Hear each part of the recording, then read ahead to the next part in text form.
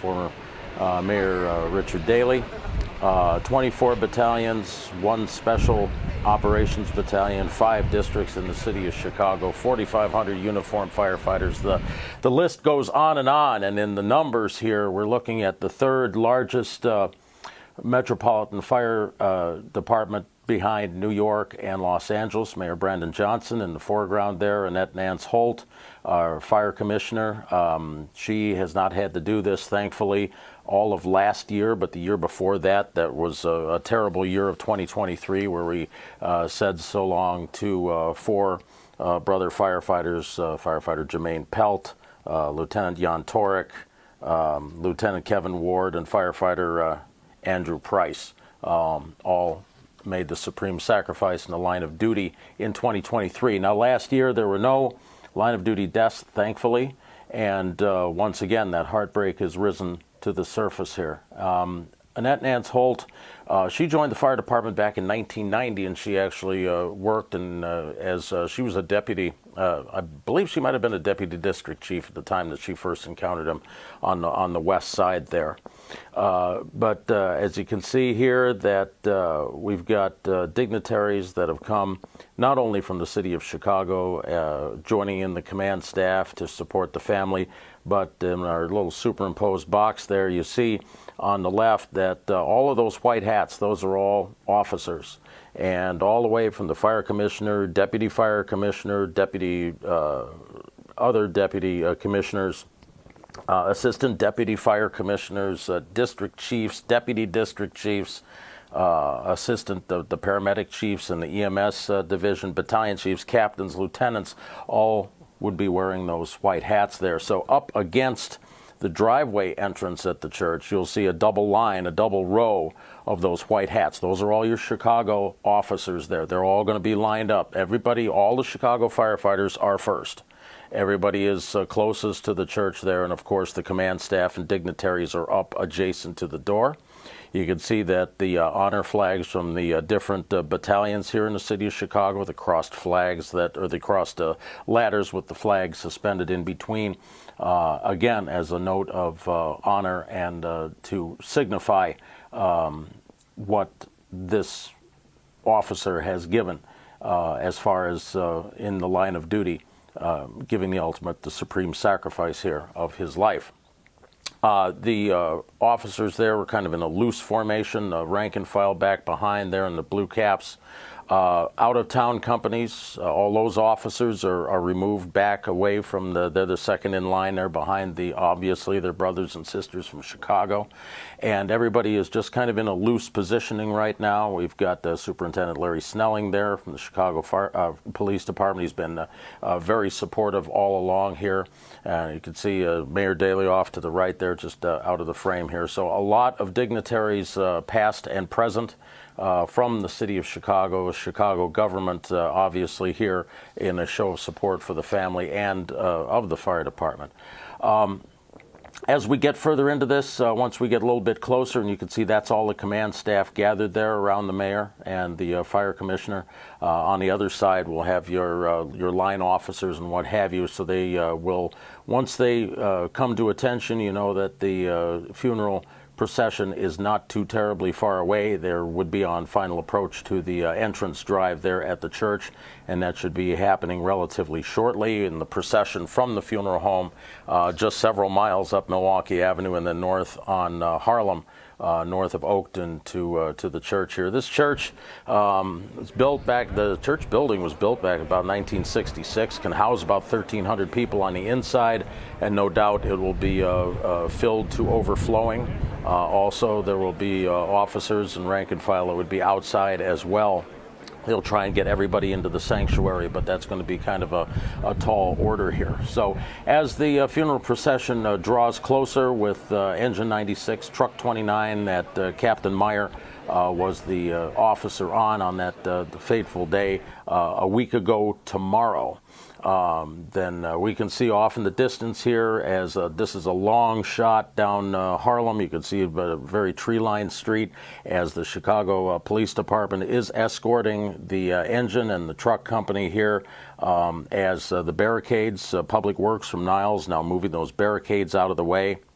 They're going to be crossing the intersection. That's Oakton down there all the way at that. This is a long telephoto shot. So they're going to go ahead, clear the intersection down there, and the first vehicles from the Chicago Police Department will be coming across, followed by the engine and the truck company. You can see now we're clearing everybody out of the way. So word is now going across on the communication radio to the Master-at-Arms to let everybody know that we're going to get ready to put everybody at attention. And then once the procession gets to the church, then everybody will be brought to a hand salute here. So as we get closer and closer, this procession here with the family, with the co-workers, with the other truck company and engine company members here, those two companies join together. They're leading the parade behind the battalion chief. I believe that's Battalion 18's buggy right there, because Truck 29 is in the 4th District. That's the 18th Battalion. They're quartered on North Waller, just a few blocks away from where the fire call came in. As the procession gets a little bit closer, let's circle back to what happened a week ago tomorrow. It was 4:03 in the morning. Call came in on Wednesday, very early Wednesday, fire in the 1200 block of North Pine Avenue, fire in an alley garage. Turned out that there was a fire blazing away in the garage at 5505 West on Crystal Street. Company knocked that down in about 15 minutes. And unfortunately, while Captain Meyer and his troops were in the front there, right in the process of getting the salvage and overhaul ready, getting that roll-up door forced in order to get in there and make sure that everything was ventilated out and that the hot spots were addressed, that the building came down without warning. And part of that garage structure, unfortunately, struck Captain Meyer. As we get more and more people kind of getting into a position here, obviously they have now stopped the procession shy of where they're going to be turning into the church.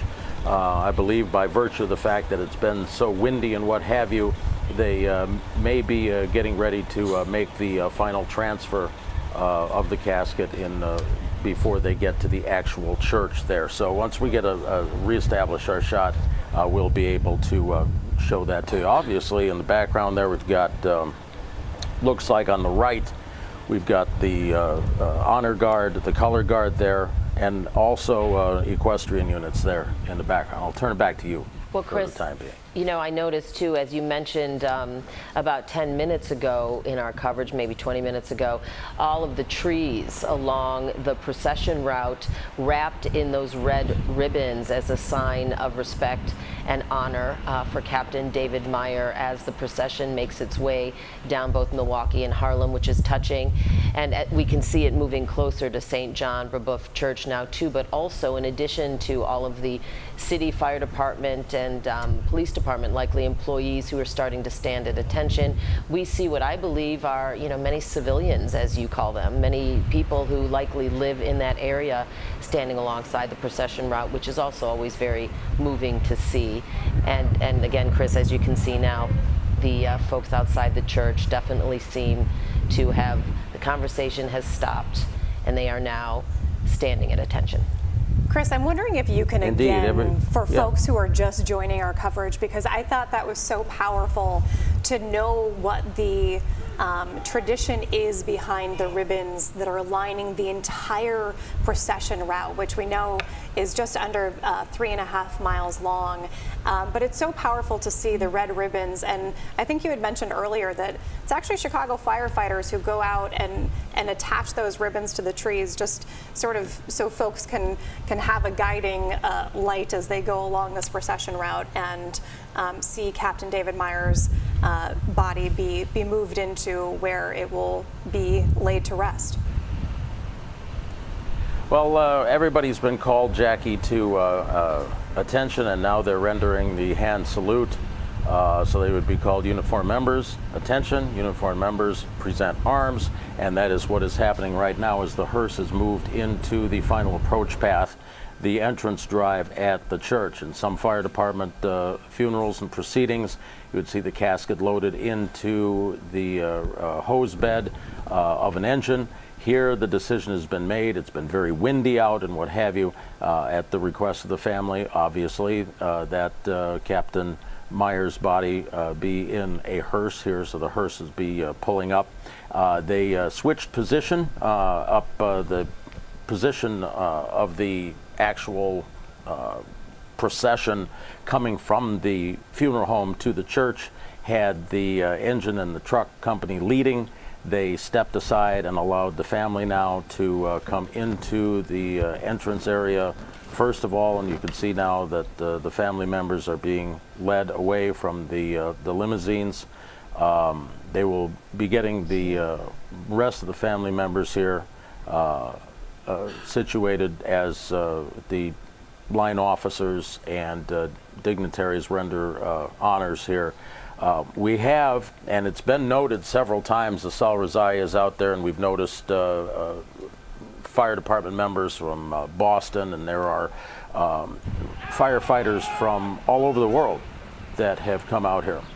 You know, Chris, I think you can hear the call there for the hand salute. Yes, I think it's important to remind folks that, you know, Captain David Meyer, we saw his family members. I can't say for sure exactly who we were looking at, but he leaves behind 3 daughters and a son, along with his wife of 30 years. So you just can't imagine the pain that they are going through. But I'm sure seeing this show of support is helpful. And he and his wife had been together since they were teenagers. So literally they spent the better part of 40 years together, 4 decades together, and also his parents as well. Yeah. And everywhere you look, the things that just scream inside your heart about being so unfair to the family, to his friends, to his fellow members in the Chicago Fire Department, everyone, everywhere that he served so well and so faithfully for so many years. That's the one thing you're going to hear about Captain Meyer over and over again, how steady and stable and rock solid he was, not only as performing on the job for the Chicago Fire Department, but being a father, a husband, a friend, a son. The list goes on and on. And when we look at scenes like this, may we all ascribe, may we all aspire, may we all try to be like Captain Meyer. May we all try to be good people, upstanding to the community, love one another, care for our not only the other company members of his truck company that he was in charge of. Remember, as a company officer, you're first in, last out. Your responsibility is for those members of that company. And when you're in the right front seat and you look over your shoulder and you got a bunch of guys that are looking at you, guys and gals in the fire service now, and they're looking up at you, and they're looking at you to be a leader, a mentor, a friend, and somebody who will risk everything to make sure that you go home at the end of the shift.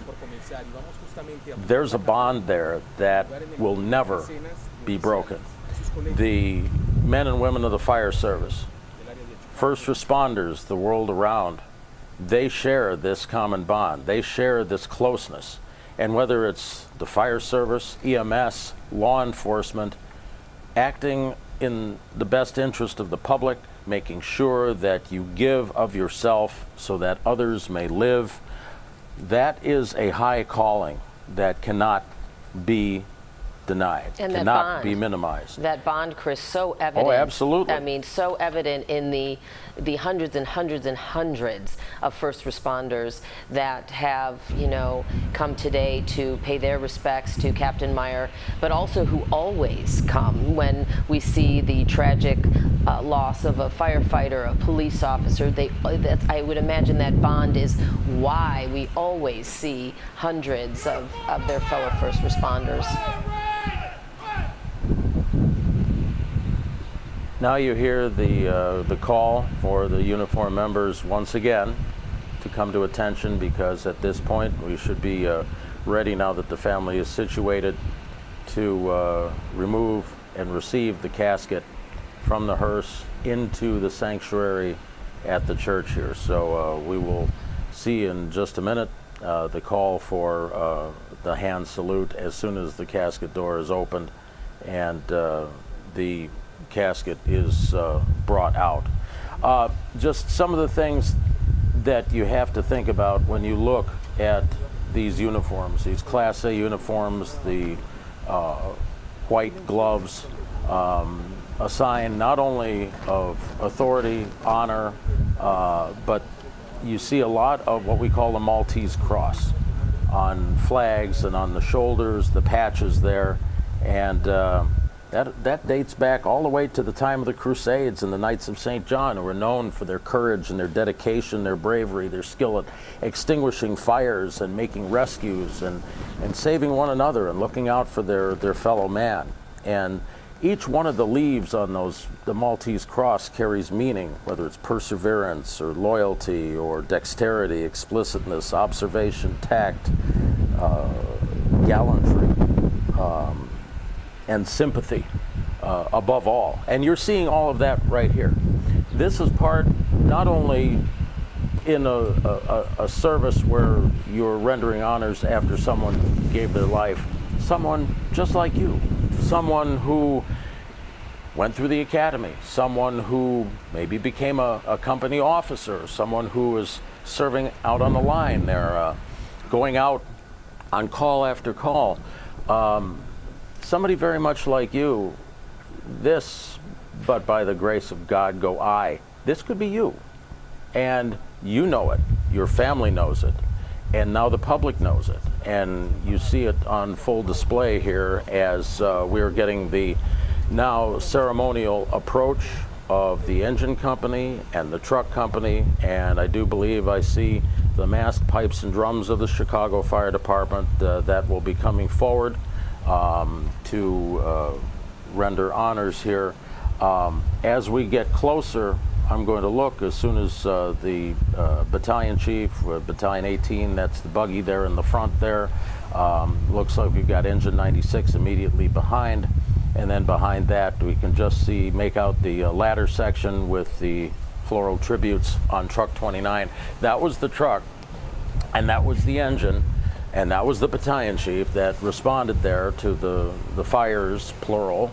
Unfortunately, the one on the 5500 block of West Crystal that took Captain Meyer's life. And it doesn't have to be, this is for those of you who are watching at home, it doesn't have to be a 5-alarm fire in a big cold storage warehouse or an oil refinery that's blowing up or something spectacular. This was an alley garage. This was what could be termed a relatively simple job, but there is no simple job. There is no regular job. Every fire that you go out is different. And right now, for those of you who are watching at home, remember that there are still fires and there are medical emergencies, there are vehicle collisions, and there are calls for service that are going on right now that firefighters all across the city of Chicago, the state of Illinois, the United States, and the world, they're answering those calls as we speak. The officers that are here, the company members that were able to be here in order to render honors, they stand in testimony of all of the rest of the larger community of first responders that are doing the job as we speak. Just because we're holding our breath, just because we are standing in respect and reverence here, doesn't mean that the rest of the world is not continuing with its business right now. But right now, this time is for healing. This time is for honor. This time is for the duty and the pride and the tradition of the fire service to show the family that they are not alone, to bring to bear the entire emotional import of everyone in the city of Chicago, everyone who is watching this, everyone who is at home. You say a little prayer. You maybe do something nice for somebody today. Go ahead and pay it forward. Act as though you would be like Captain Meyer. Aspire to be something greater than the sum of your parts. And that is what his legacy is. That is what the legacy that remains, that is behind after we say goodbye today. And Larry Snelling said this yesterday. He said once the cameras are turned off and the lights go away and all of the crowds are gone and the sounds of the pipes and drums have died away, you still have a family here who is in deep, deep mourning. I cannot imagine being together with someone since your teenage years and then all of a sudden have them taken away at a moment's notice and getting that call. The fire department chaplain having to make that call, the company officer from that house going over there, and Nance Holt, Commissioner Annette Nance Holt, having to make notification. And hearts are heavy all across the city here. So we'll have more on this coming up. I'll turn it back to you.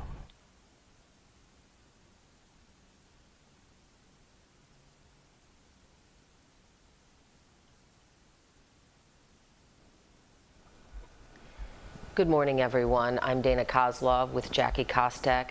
We are now covering the funeral of Chicago Fire Captain David Meyer. His service set to begin here in moments. But right now, what you are looking at, Jackie, is the arrival of Truck 29 and Captain Meyer's casket at the Niles Church, where his funeral service will take place. It was supposed to start, Jackie, at 10 o'clock, but the procession from the funeral home to the church has taken some time. Yeah, we watched that procession, and I think what was so powerful to see is just how many people had lined the streets from Milwaukee Avenue north on Harlem Avenue. We have seen hundreds, if not thousands, of firefighters and police officers, as well as civilians, line the streets to show support for Captain David Meyer, who lost his life last week fighting a fire in Austin. And the procession has led its way here to St. John Brebeuf Parish in Niles.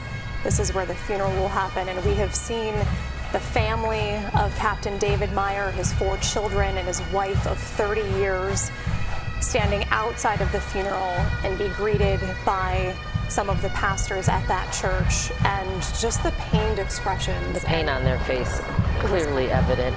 There are hundreds and hundreds, though, of first responders who, as you can see right there, standing at attention, a show of respect for Captain Meyer and his family. Also in attendance, Chicago Mayor Brandon Johnson, former Chicago Mayor Richard M. Daley. I did see Fire Commissioner Annette Nance Holt, of course, is in the front of the church there as well.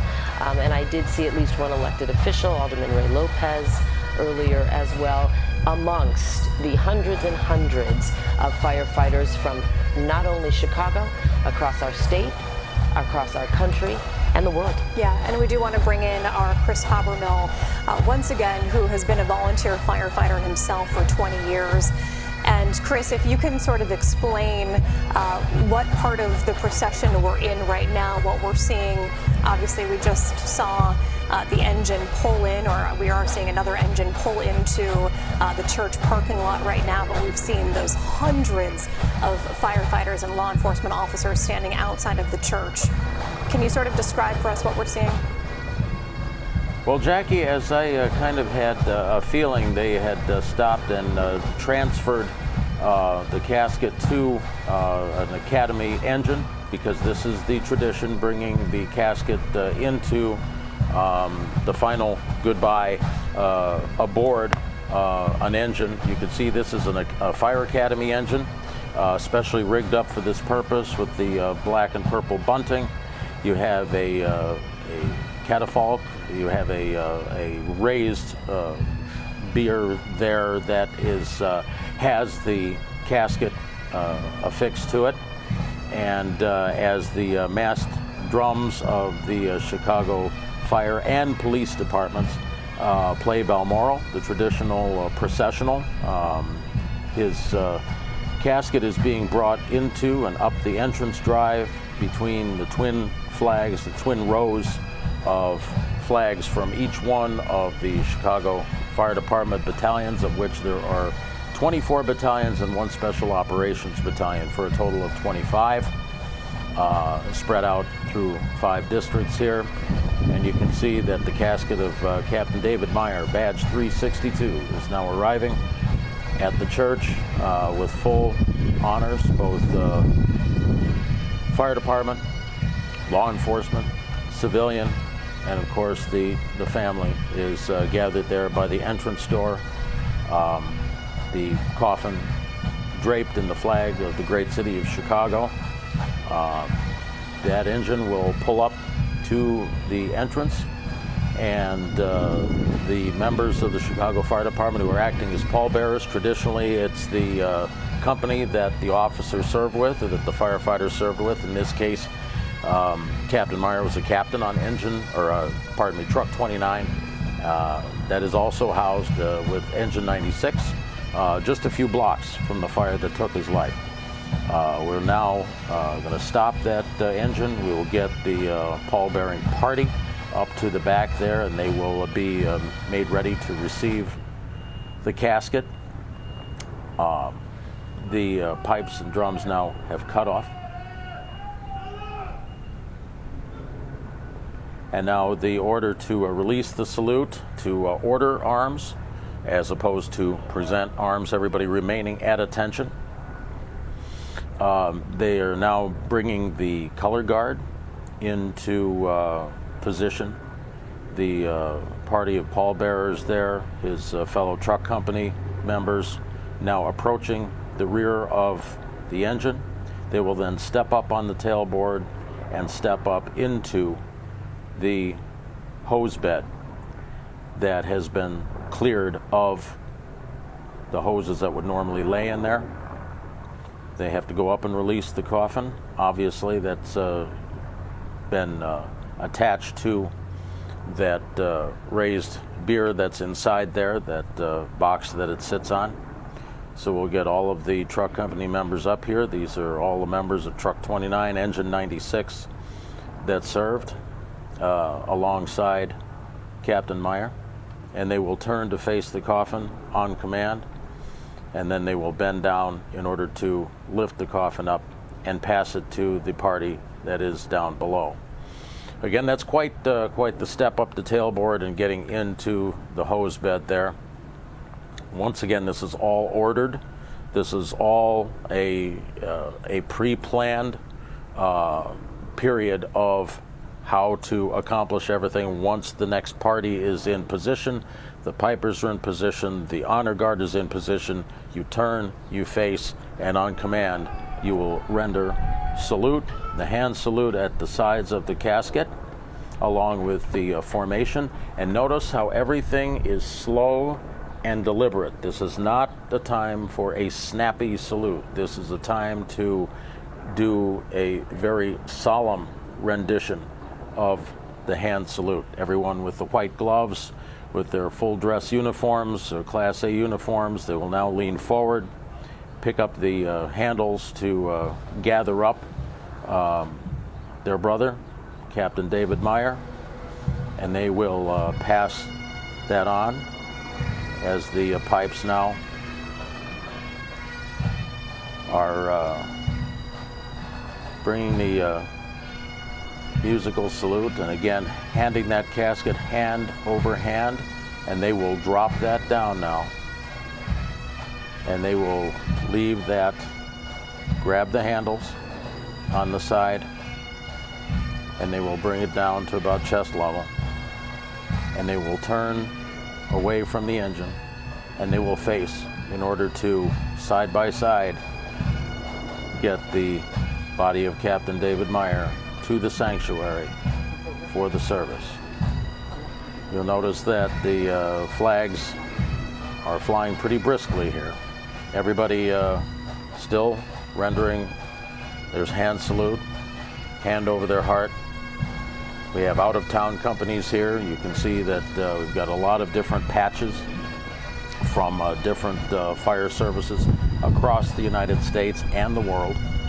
And they have gathered here. You can see that we've got the casket is now approaching the church. They will be going up the stairs into the sanctuary. And once we get inside here, then we will get another view as the service gets ready to begin. Once the casket is inside, everyone will be allowed to filter in behind there. Obviously, your command staff and your line officers will be coming in after the members of Truck 29 and Engine 96. They will lead always. This man was their captain and their friend, and they're going to stay with their brother all the way to the end, and with their brother's family. As you see now, this is testimonial to how close not only the Chicago Fire Department, but law enforcement, first responders, firefighters, EMS personnel, the people who are out there on the street caring for all of us, are now caring for each other and showing this family that they are loved and they are not alone. They will never be alone. And because we can't see Captain David Meyer anymore, doesn't mean he's not going to ride with every single one of us. The bell's going to ring, the trucks are going to roll, and he's going to be with every single one of us, crawling hallways, getting into crashed cars, helping people who are down on their worst day. That's his legacy. And that's why he was here. And we're going to carry that on from here on out. Moment of silence as we get into the sanctuary. And all gathered here, watch as the family enters the church. Command staff, Commissioner Annette Nance Holt, Mayor Brandon Johnson.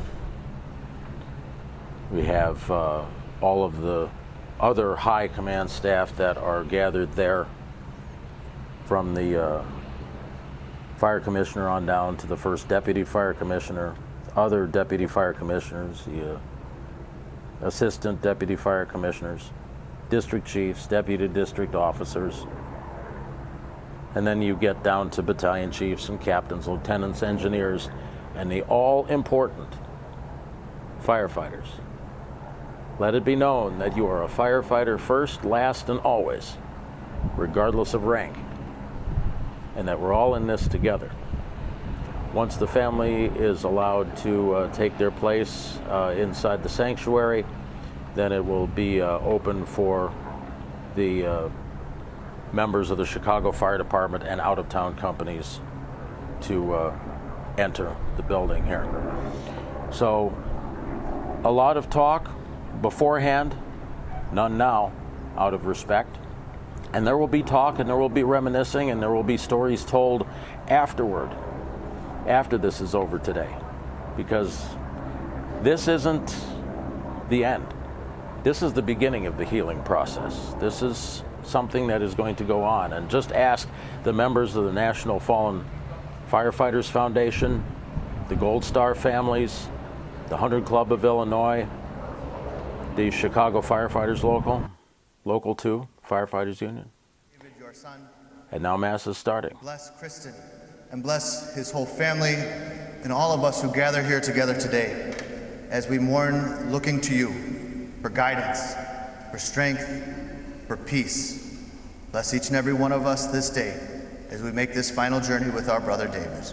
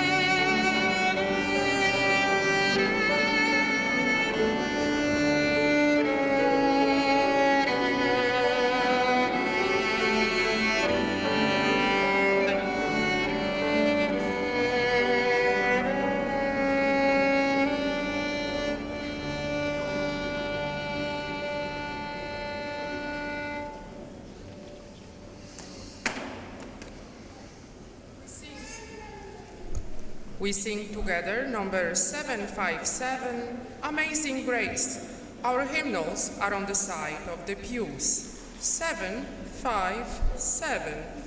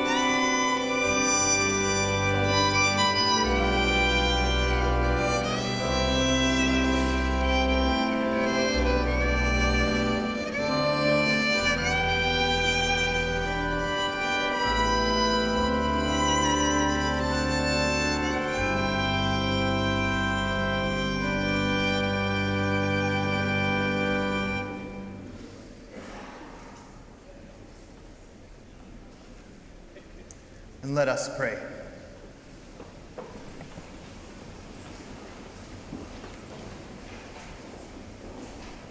God our Father, we ask you to strengthen us with your presence and walk with us step by step as we make this journey with our brother David. Console us and strengthen us with your word, with your wisdom, with the love that you share with us, the love that you have shared with us through your son, David, and the love that we share with each other as a family. We ask all this through your name. Amen.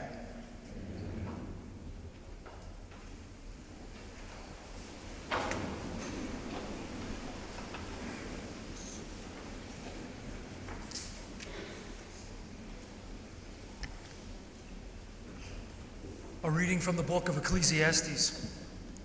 There is an appointed time for everything, and a time for every affair under the heavens, a time to be born and a time to die, a time to plant and a time to uproot the plant, a time to kill and a time to heal, a time to tear down and a time to build, a time to weep and a time to laugh, a time to mourn and a time to dance, a time to scatter stones and a time to gather them, a time to embrace and a time to be far from embraces, a time to seek and a time to lose, a time to keep and a time to cast away, a time to rend and a time to sow, a time to be silent and a time to speak, a time to love and a time to hate, a time of war and a time of peace. God has made everything appropriate to its time. Whatever God does will endure forever. There is no adding to it or taking from it. The word of the Lord. Thanks be to God.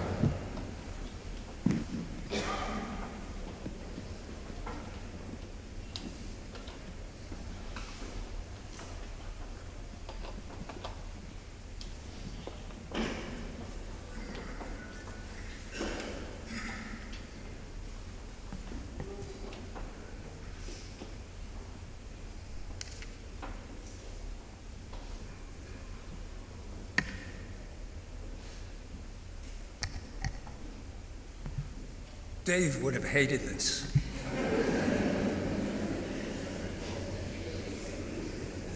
It would mean dragging out his Class A uniform, shining his shoes, and washing the white gloves in the sink.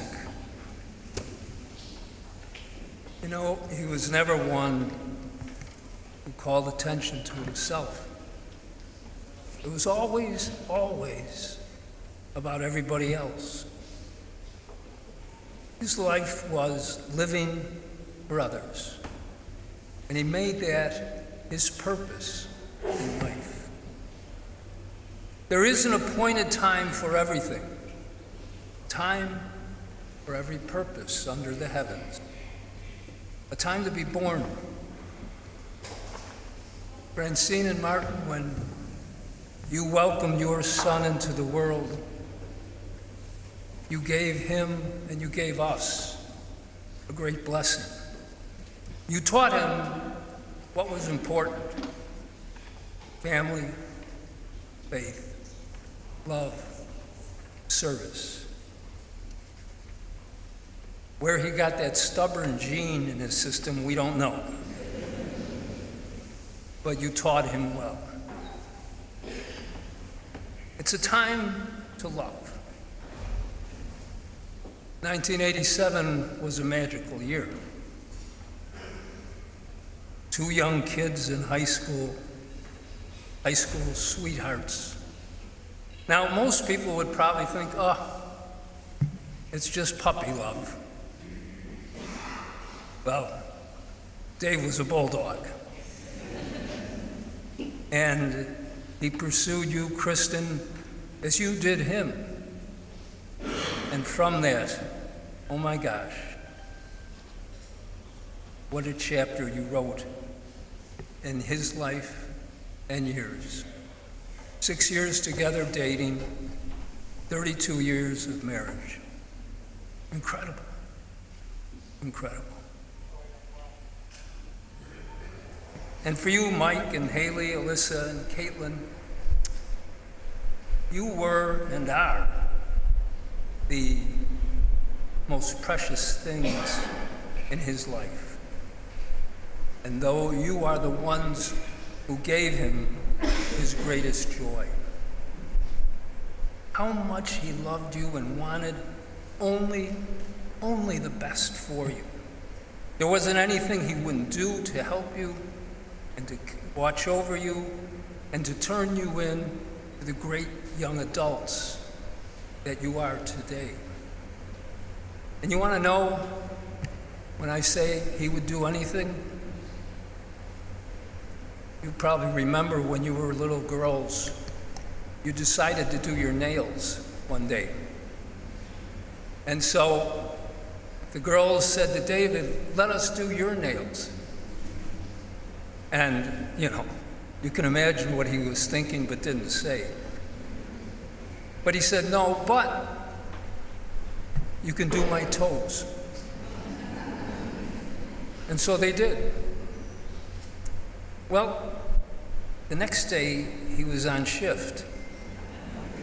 You see where this is going, huh? And they came back from a fire and they were soaking wet, so they were changing clothes and they were in the locker room, and he took off his socks. And there they were, 10 hot pink digits. Sounds like a James Brown song. And firefighters and paramedics are merciless when it comes to the foibles of their coworkers. So I imagine that was probably the longest day Dave ever had in a firehouse. He taught all of us that love knew no bounds. But he also had another love, and another family that was so very important to him. And that was his Chicago Fire Department. When he joined in 1996, his life was forever changed. He had discovered a new meaning and a new purpose in his life. And so, for the next 28 and a half years, he mastered the art and the science of firefighting, serving on some of the busiest and best companies in this city. Dave Meyer knew the main streets of Chicago, but that would never deter him from what his calling was and what he wanted to do. And yes, Dave Meyer did it right, and he did it well. And it would be 5 years later that choice of becoming a firefighter, that choice to serve God's people the way he did, would take a new focus. While all of us watched in horror on September 11th, those Twin Towers come down, most of us, I suspect, were frozen in place. Frozen by shock, frozen by fear, frozen by anger. But Dave Meyer knew what he had to do. And so he packed up his gear, got in his car, and he wasn't invited nor was he ordered, but he headed straight for New York. And there he stayed for days on end,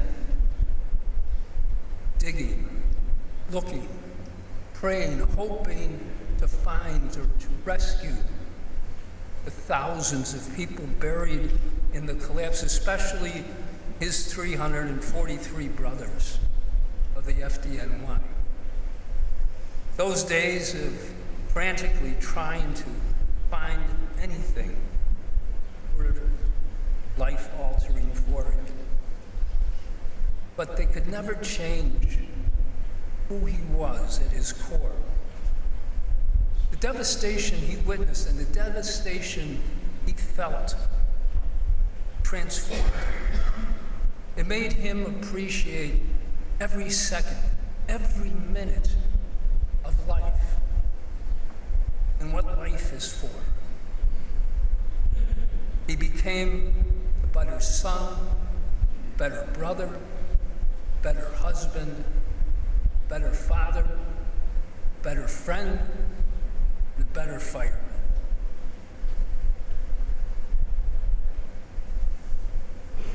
In 2002, pastor and author Rick Warren wrote a book called The Purpose-Driven Life. And in this book, he talks about what we are called to do as God's people, what we are chosen to do as God's people. And this is what he wrote. Time is your most precious gift because you only have a set amount of it. You can make more money, but you can't make more time. When you give someone your time, you are giving them a portion of your life that you will never get back. Your time is your life. That is why the greatest gift you can give someone is your time. And didn't he do just that? Whether we're in the backyard grilling or sitting by the pool, up at the lake, driving the boat all around, sitting on the pier, teaching his children how to fish, getting on his motorcycle, going 240 with his hair on fire throughout the country, bugs in his teeth. He didn't care. Life was meant to be lived. God put him on this earth so that he could do God's very work, and he did it well, and he lived it fully. There is a time to live and a time to die. We can't make sense today of the latter, but we can honor Dave if we abide by the former. You see, heroes are not made by how they died. They're made by how they chose to live their lives, to give their time, to have a purpose in serving other people. There's a author, Raymond Chandler, who writes mystery novels.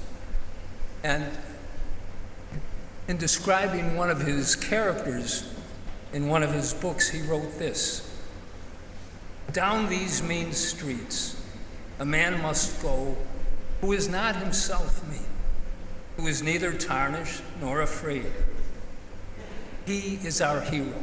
He is everything. He must be a complete man and a common man, and yet an unusual man. He must be, to use a rather weathered phrase, a man of honor, by instinct, by inevitability, without thought of it, and certainly without saying it. He must be the best man in his world, and a good enough man for any world. The best man in his world, they don't get as good as Dave Meyer. A good enough man for any world, now he is with his Lord. A good, honest servant of God. In that other world where he'll know only peace and joy is his now to live.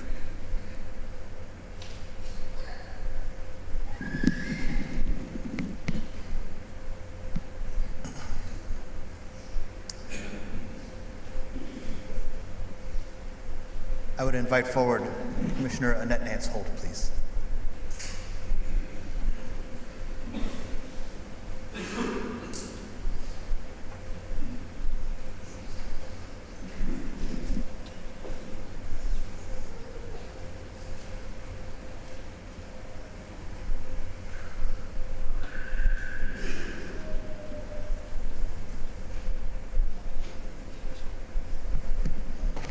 Good morning. Today we gather not just to mourn, but to express our deep respect and gratitude as we honor the life and sacrifice of Captain David John Meyer of Truck 29, who created a legacy that words alone can hardly capture through his service to the city and all of us. He was a devoted husband to Kristen, a proud father to Michael, Haley, Alyssa, and Caitlin, and a loving papa to Emerson. He was a loyal son of Francine and Martin, and a faithful brother to Brandon. To all of us in the Chicago Fire Department, he was also family, a brother in service, a leader, a friend, a protector. For over 28 years, Captain Meyer dedicated his life to the service of others. Every call he answered, every fire he fought, and every life he saved were accomplished with courage that was quiet yet unwavering. It was quiet, and with a heart that recognized humanity behind every emergency. He led not only with strength, but with compassion, not just with his words, but by setting an example by his deeds. David embodied the values we hold most dear: duty, honor, and sacrifice. He understood that the badge is more than just a symbol. It's a promise to stand between danger and safety, and to put others first, even at great personal risk. In the end, David kept that promise, as he always did, bravely, selflessly, and without hesitation. There is no greater act of love and no higher calling. Today we grieve, we mourn a tremendous loss to his family, his brothers, and sisters in the fire department, and the city he served so faithfully. Yet even as we grieve, we should lift our heads in pride, knowing that Captain David Meyer walked this earth with purpose and he left all of us better for having been here. He touched each and every one of us here today. To Kristen, Michael, Haley, Alyssa, Caitlin, Emerson, and all of Dave's family, know that you will always have a home in the Chicago Fire Department, and we're praying for you. We have everybody praying for you. As we work to David, we are all family too, and we will walk beside you in the days ahead, because I know they will be hard. They will be hard, but we'll be there with you. To all the members of Battalion 18, Engine 96, Truck 29, Battalion 7, Engine 106, Truck 13, and Ambulance 48, who worked closely with Captain Meyer more recently, this loss is very personal. I know he was in the 4th District. I had the opportunity to work with him as his deputy, but he's impacted all of our lives. The memories of him will carry you forward through this difficult time. I encourage you to rely on your memories of his unwavering reliability and approach to this job to help carry his legacy forward. Dave was a member of numerous fire companies and touched many lives throughout his career with CFD, leaving a lasting impression everywhere he went. To the entire department, this is yet another tremendous loss that has shaken us to our core. However, we will get through this together. We are CFD strong. While that might seem like a phrase, I know without a doubt that it truly represents who each and every one of us are. Captain Meyer's spirit will live on in every firefighter and paramedic who runs toward danger, in every life saved, and in every moment where courage overcomes fear. He taught us the true meaning of bravery, and for that, we will be forever grateful. Thank you for sharing him with the Chicago Fire Department. Captain David John Meyer, we honor you. Let's give him a round of applause, please.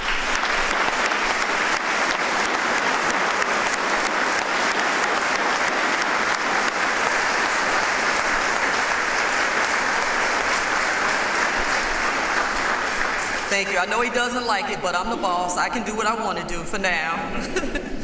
So we will never forget you. You will always be in our hearts. May you rest in peace, brother. We'll take it from here. Thank you, everybody.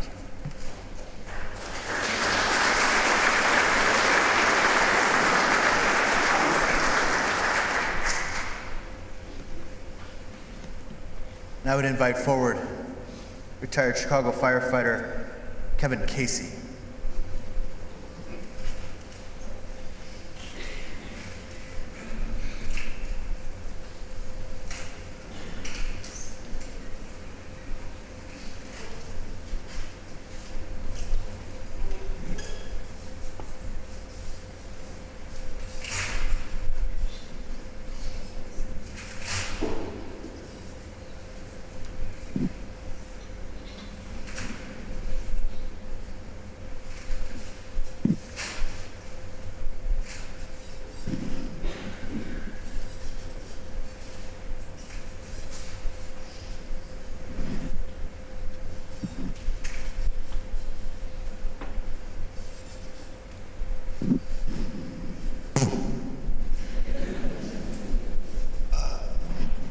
I'm not used to doing this, public speaking, so it'll become evident in a few minutes.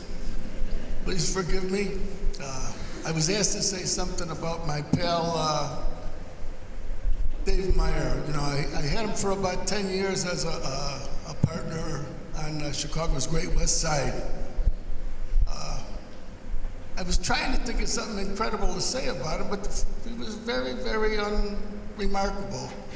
He was probably the hardest working person I'd ever met, but I don't really know if he ever worked a day in his life. I mean, he was an incredible carpenter, gifted. You know, he could build anything. And if there was a problem, they always looked at Dave, and Dave would just shrug his shoulders. Well, do you want me to fix it or no? And as far as the fire department was concerned, he was just going to a picnic with 14 of his best friends for the weekend. You know, I mean, it wasn't really like a job. And an old man told me one time, if you do something that you truly love, you never work a day in your life. He was as warm a person as I've ever met, an extremely honest workman. He, hey, can I see one of those pieces of paper? Boy.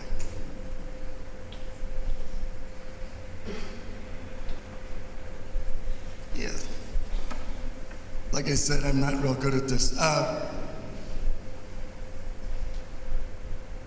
What is it about Dave? Dave's the person who, what is a fireman? A fireman is just something, he was strong as a country horse. He was agile. He had the balance of a mountain goat. Oh, and he had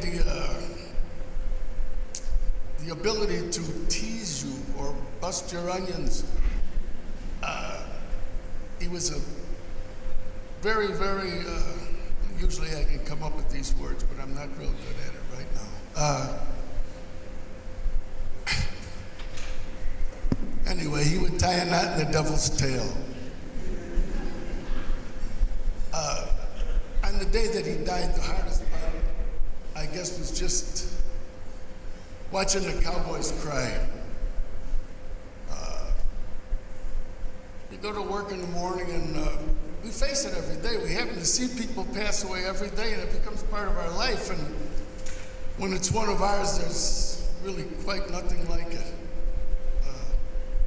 The people on our fire department, the men and the women, I watched them hug each other and I thought, gosh, that's great. That's who we are. He came to the firehouse and he told us stories about, in very loving words about his about his wife, his children, and his parents.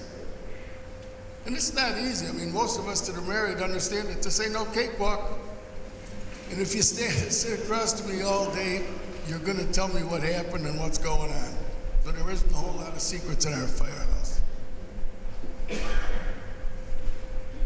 The sad part about this all is that this was just a routine job, but it's something that happens every day to somebody. Only this time it happened to one of ours. It's a dangerous job.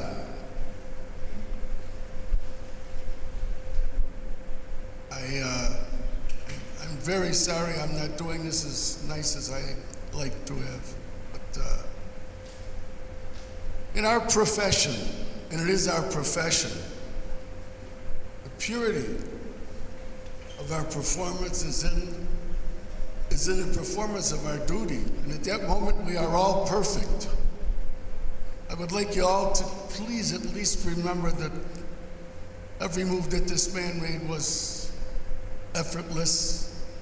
And this is just one of those things that we're going to have to grow old with. So go home, Dave. Go home to your father. And thank you very much for being part of our Great West Side.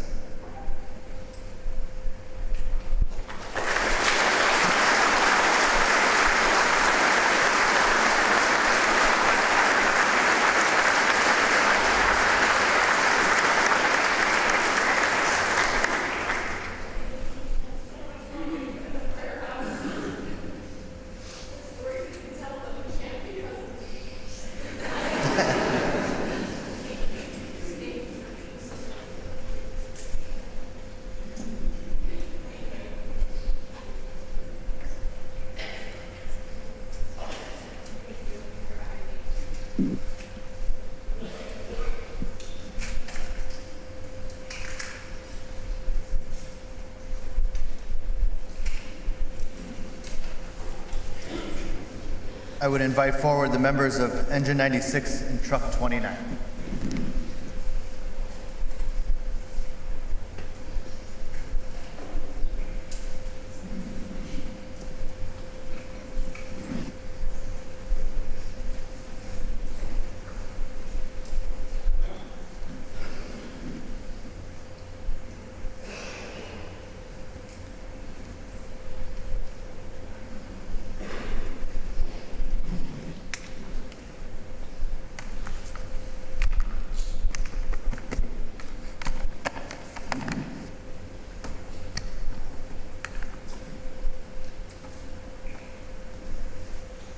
You guys hear me okay? We had the honor of working alongside our captain, Dave Meyer, on Truck 29. Dave was a man of many distinctions. As we all know, he was a loving husband, a proud father and poppy, son, brother, a legendary firefighter, a true friend to so many, and so much more. But when it comes to speaking on how amazing of a man Dave was, these titles don't do it justice. Dave embodied everything a Chicago firefighter is and should be.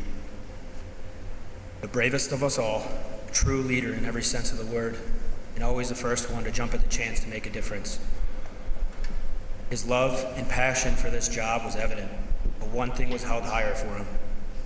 That was his family. He talked and shared stories about his wife, 4 children, and grandchild every single day at the firehouse.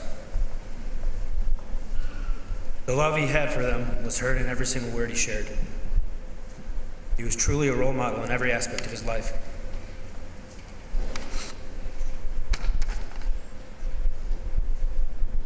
One of the first things he noticed about Dave was his humor. It was relentless and contagious, constantly having those around him laughing.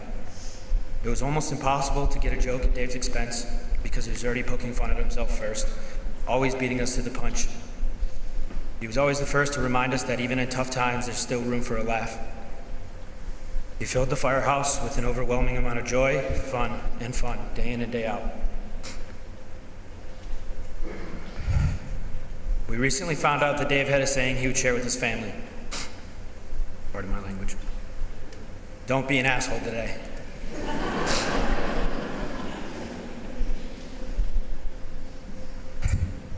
He even had a sign with this motto on it.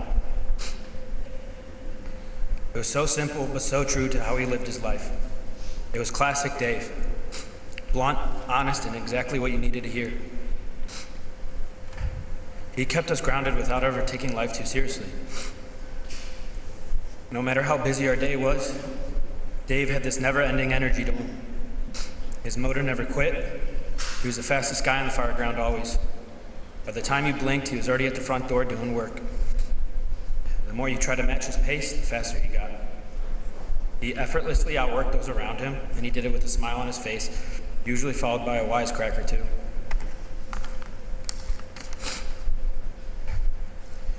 Dave's tenure as our captain of Truck 29 wasn't long, but from day one, he grew on us so quickly that it felt like he was our captain for years. Our Lieutenant Pete Streff of Engine 96 shared a story with me as he was consoling Dave's wife, Kristen. He was telling her how great of a man Dave was and how we all loved him dearly. She responded to him, "Well, Dave really grows on you." These words couldn't be more true. Dave's infectious passion and love for everything he did in his life grew on us. Knowing and being around Dave helped us grow as individuals in a brotherhood. He changed our lives for the better, and he will continue to help us grow. His memory will always be held closely as an example of an exceptional husband, father, poppy, firefighter, and friend. Recently at our firehouse, we compiled a list of classic movies to watch during our free time. But to quote a classic, "Heroes get remembered, but legends never die." Dave, you were truly a hero and a legend. Not only will you be remembered, but your legacy will live on forever. You will always be with us. To the Meyer family, we will always be here for you. In Emerson, Remember, pizza nights at the firehouse are on Saturdays, so we're going to need your help making the dough because we know you have the best recipe. Rest easy, Dave. We will do our best to take it from here and try not to be assholes today. We love you, brother, and on behalf of another great officer and your good friend, and the members of Engine 96 and Truck 29, we would like to give you your final cacaw. So, if anyone would like to join. Cacaw! Thank you.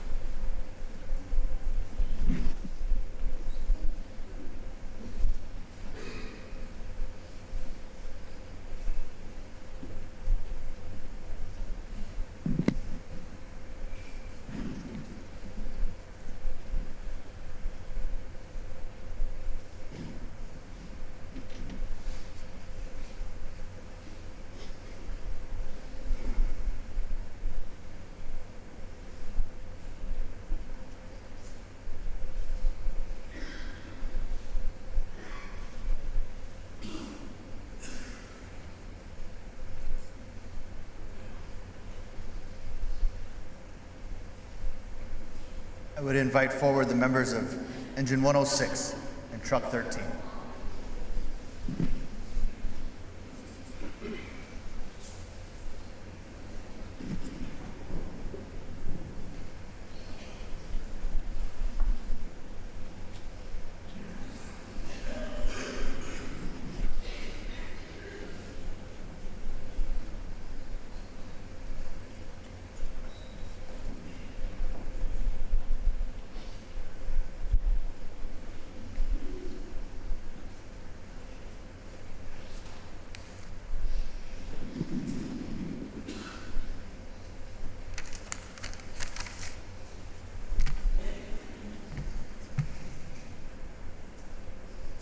First, I want to start by thanking Dave's family for sharing him with us at Engine 106 and Truck 13 for the past 3 years.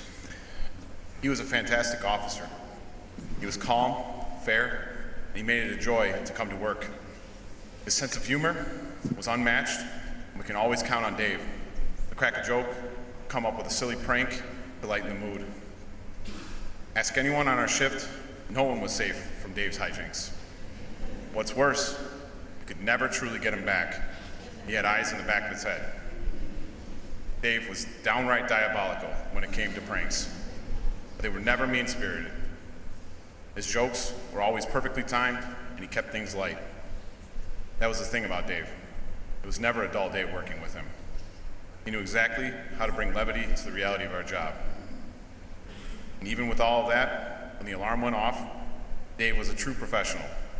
He was knowledgeable, hardworking, level-headed. He had this effortless form of leadership that made you want to climb a mountain for him. He was always the first guy in the rig, but even more importantly, he was the first one off. If you weren't ready to go, as soon as he pulled up on scene, then good luck keeping up with him. We all had to get faster to keep Dave's pace. He had high expectations for us, for all of us on our shift, but he made us want to rise to them. He was hard on us for the right reasons, and we always knew that Dave had our backs, would stick up for his guys through anything. We're all better firefighters because of Dave. As much as Dave was a dedicated firefighter, he was even more devoted to his family. Dave loved his wife, Kristen, their 4 children, Michael, Haley, Alyssa, and Caitlin, and his granddaughter, Emerson. He would talk about his family all the time. His strong marriage was a point of pride for him. His granddaughter Emerson was the light of his life, and he loved being her papa. We heard about Emerson all the time, and he loved how close they were. I remember the first spring Dave worked with us at Truck 13. Dave's youngest daughter, Caitlin, was competing in a track meet at Lane Tech, and he was dead set on seeing her race, even though we were on shift. So that day, our truck sat for a few minutes right outside the stadium, and Caitlin got an additional 5 firefighters in her cheering section. There's no way Dave was missing it. Family meant everything to him. It was bittersweet when Dave left our truck a few weeks ago to go to Truck 29. We knew we were going to miss him when he left, but now there are no words to describe the feelings we have. It's a comfort to know his legacy will live on in all the people whose lives he touched. Dave will forever be remembered for his larger-than-life personality, his never-ending generosity, and his heart. I know I speak for all of us on our shift when I say we are proud to have been a part of his department family, and it was an honor and a privilege to have served with him.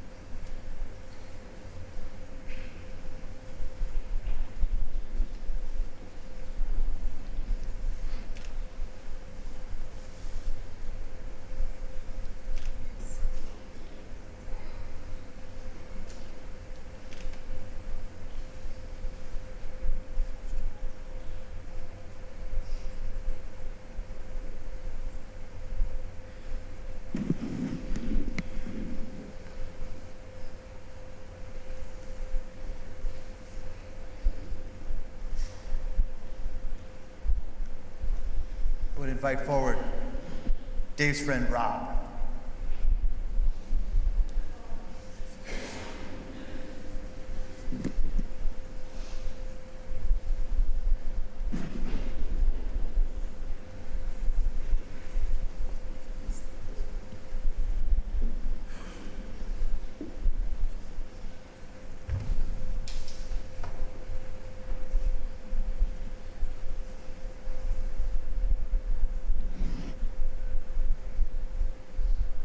How do you put into words the kind of person Dave Meyer was?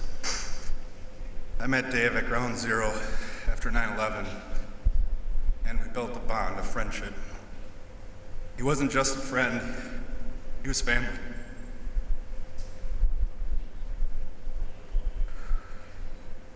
Anyone who ever met Dave knew it instantly. They felt it. That was the connection. Doesn't matter if you knew him for 5 minutes or 5 years, you felt like you've known him forever. Dave didn't just make an impression, he made a place for everybody. Dave had a way about him, simple, and I'm not gonna say it the right way because he always said it. What's up, buddy? He always said that. And somehow just hearing that made you feel at ease. That's true friendship. That's exactly who Dave was. Every year, without fail, Dave would call me on September 11th. It wasn't about remembering the past. It was about Dave just being Dave. Reaching out, checking in, making sure you were there when you needed him. Kristen, Michael, Haley, Lisa, Caitlin, nothing I can say is going to make this easier. But if you ever wonder where you can find Dave, you got to look inside yourselves. The heart he had, the strength he lived with, it's in every one of you and always will be. Dave, can you hear me?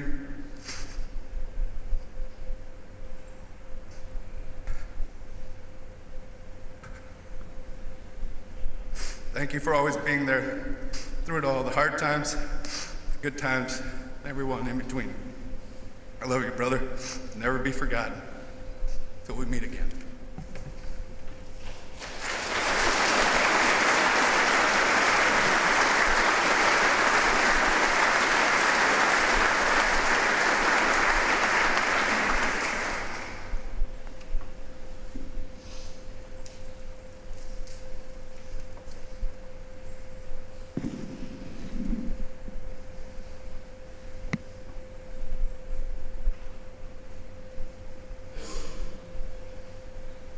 I'd invite forward Joel Burns, please.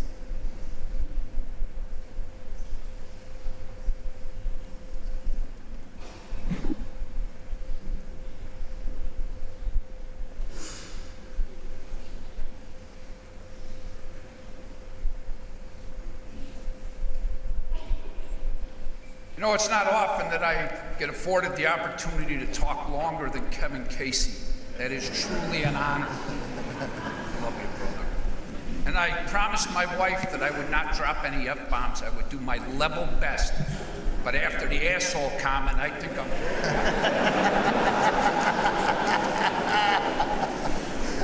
You guys got me? All right. So good morning. My name is Joel Burns. I am one of the chiefs of the 18th Battalion. Dave Meyer was my friend. I met Dave shortly after he came on the fire department. I had a roofing company. Dave had his construction company. I was his roofer. And I liked him so much that eventually I started working for him. There's an elephant in the room. We never talk about it. Anybody sitting out here that wears a badge, the families that love them and support them, know about it. But we don't talk about it. The elephant is that on any morning when we say goodbye, it might be exactly that. The last time we ever say goodbye. Dave knew it. We know it. So what do? Get yourself a go-to guy. My wife knows anything ever would happen to me, go to Dave, because Dave was a fixer. No matter what it was, as far as a builder, he was an exceptional carpenter, mechanic. I was with Dave riding the motorcycles. We were in the Badlands in the desert. One of the guys in the group blew a transmission. Dave fixed it on the spot in the desert, fixed the transmission. I'm not talking about checking the level of fluid. I'm talking about jerking the transmission out of the motorcycle and fixing it. Unbelievable. And if Dave didn't know how to do it, he had a guy. You call Dave, Dave, I need a tile guy, I need an electrician, I need a drywaller. Dave had a guy. So the one day I'm working for Meyer Builders, and I'm doing a job, and I'm there by myself cutting trim, and I run my hand into the chop saw, and I almost take my thumb off. Luckily, we had the Meyer Builders medical kit there, which consisted of a half a roll of paper towels and some electrical tape. I was able to secure my thumb, and I take myself to the hospital, and en route I call Dave. I say, Dave, the homeowner is freaking out. There's blood all over the wall. You gotta get over there and get this thing cleaned up. Dave was at the firehouse. But no worries, Dave had a guy. He sent Kristen over to get the blood out.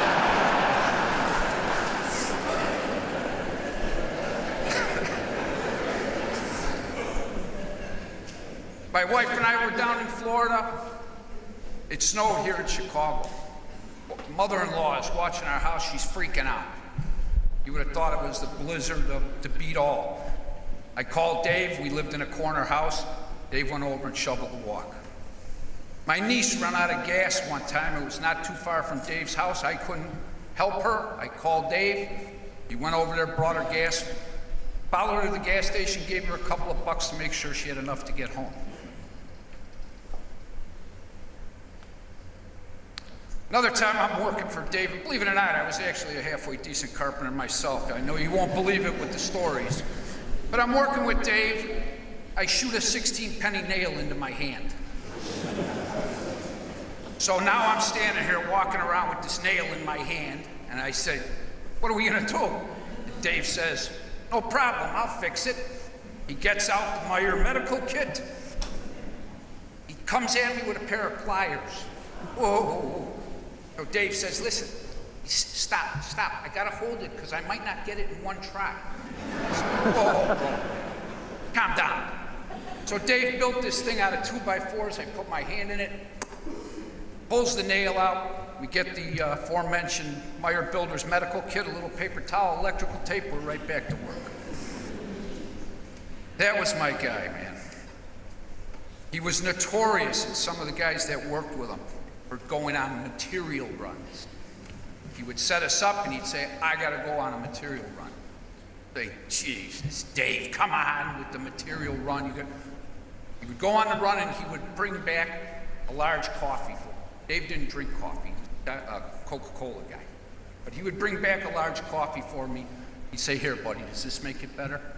Yes, it does. The days I would show up to the side job hungover, he would bring me a 2-liter of Mountain Dew because it had the most caffeine in it. That was Dave. And Dave always left a job undone in his own house. Chris and I were talking about it the other day. Piece of trim, piece of baseboard, whatever it was. Because Dave knew what we all knew, that when he met Kristen, he outkicked the coverage. And he knew that if he finished all the jobs in the house, that she would smarten up and kick him to the curb. So he always left the project, at least one, undone. Dave was also a giver. He was a giver of his talents. He was a giver of his time. He was a giver of his home, not only here in Chicago, but up north. At what he would say was the lake, which I would correct him because technically it's on the Fox River, so I would always correct him to that, and he hated it. He'd say, Dave, you live in a river house, not a lake house. And on Christmas Eve, he used to refer to it as the island of misfit toys. If you didn't have a place to go, you'd go to Dave and Kristen's house. He would open his home to you, and you were welcome like you were family. And that's a very rare thing to find. The boat rides on the chain, my wife and I would sit out on our little fire pit, and Dave's boat was fire engine red. You could see it coming for a mile. Dave would pull up at my house, and it was like the mystery guest of who was going to be on the boat this weekend. And because that's just the way he was. He invited anybody and everybody was welcome. So it was always interesting with who Dave was going to roll up with. His loves in life, riding his motorcycle, fishing, taking time away with the family, whether it was in Florida or up at the River House. And Miller High Life. Okay? Nobody drinks Miller High Life. And I would tease him about it all the time, but Dave said it was the champagne of beers. So today, have one on him. Or for him, rather. Dave's big three loves: the fire department. Dave loved being a fireman. And not only a fireman, a Chicago fireman. Dave transferred out to the west side. He came from Rogers Park in the 9th Battalion. Pat Mahoney and I came up with this thing, and we referred to it as Poughkeepsie. Because coming to the 13th Battalion on the west side was like playing for the New York Yankees. And the 9th Battalion, Poughkeepsie, was the minor league team for the Yankees. Oh, take it easy.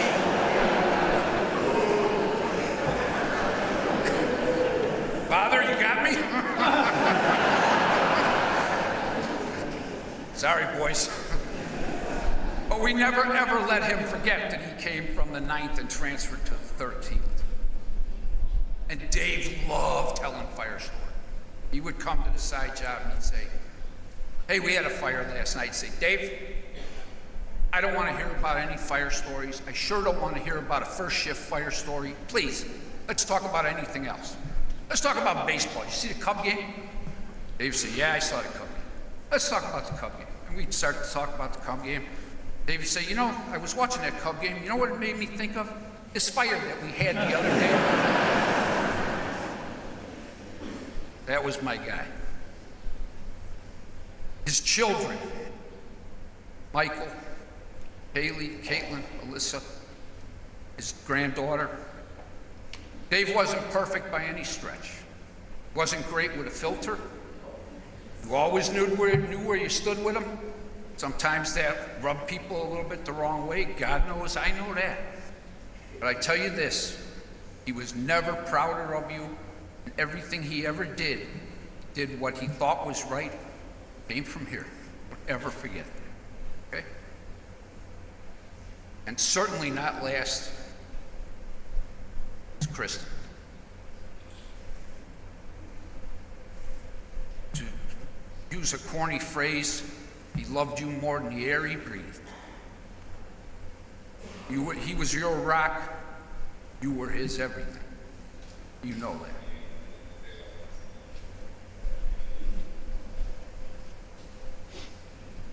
What I used to love doing was when I'd be over at the house and Kristen would talk about, you know, I was thinking about knocking a hole in a wall or putting a window here, and Dave would be behind her like,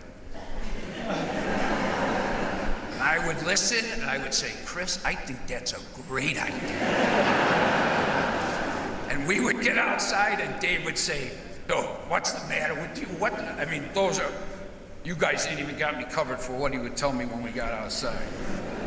But, oh, God, I used to love to do that to him. And I would tell him that he would come in and say, well, Kristen's mad at me. I'd say, well, what'd you do wrong? He'd say, well, how come it's always me that does something wrong? I said, because, bro, they're going to name a church after that woman putting up with your nonsense. And he knew he outkicked the coverage. I reminded him of it in case he didn't. So I'm going to leave you with this. This is how I want you to remember Dave. My brother is the captain of Engine 119. Not even a week ago. He's at the firehouse. They call him on the PA and they say, Cap, you got a visitor. Comes up to the front of the firehouse and there's nobody there. He says, well, who was it? I don't know. It was some guy in a gray work van. Okay. Chicago Fire Department, every fire company has what's called a company journal. They write the day's events in the journal.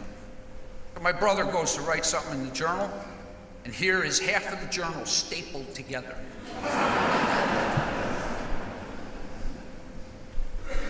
He cannot figure it out. Well, he got his answer the next day. Dave sends him a text. No words. It was a picture of a stapler remover.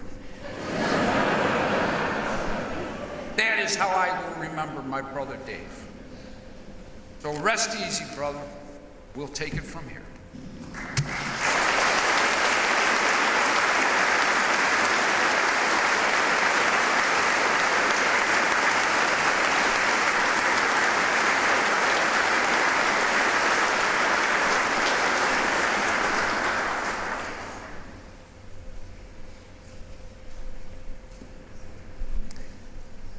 And invite forward Scott.